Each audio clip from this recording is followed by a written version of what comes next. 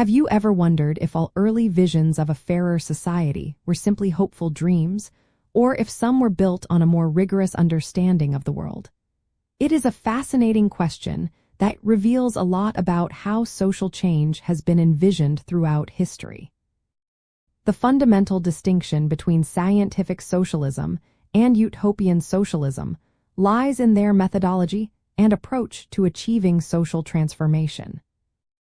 While utopian socialists presented ideal societies based on moral principles and persuasion, scientific socialism, primarily articulated by Karl Marx and Friedrich Engels, grounded its vision in a materialist and historical analysis of society, arguing that socialism would emerge from the inherent contradictions of capitalism.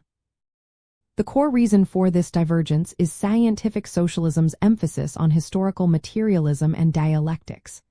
Utopian socialists, like Robert Owen and Charles Fourier, believed that a better society could be created through rational design and the convincing power of their exemplary communities.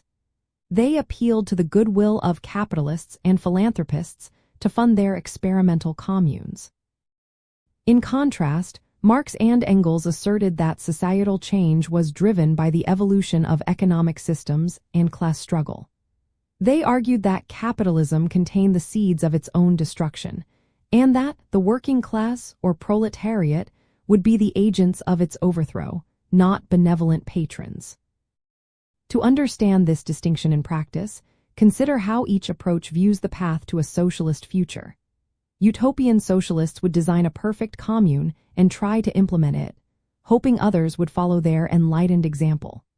Scientific socialism, however, focuses on analyzing the current capitalist system, identifying its internal conflicts, and understanding the historical forces that lead to social revolution.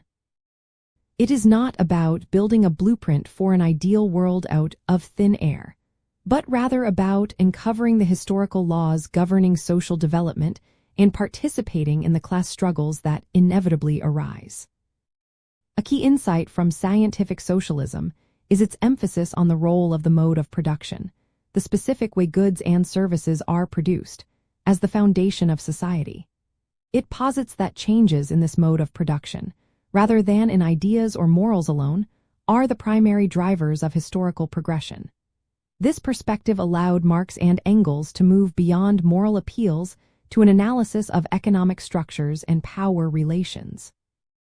They saw capitalism not just as exploitative, but as a historically necessary stage that would produce the conditions for its own transcendence. Ultimately, recognizing this difference helps us appreciate the varying intellectual traditions within socialist thought.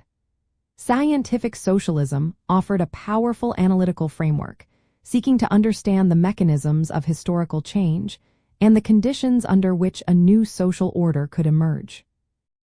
It moved the conversation from merely imagining a better world to understanding the concrete historical processes that might bring it about, providing a critical lens through which to examine social and economic systems.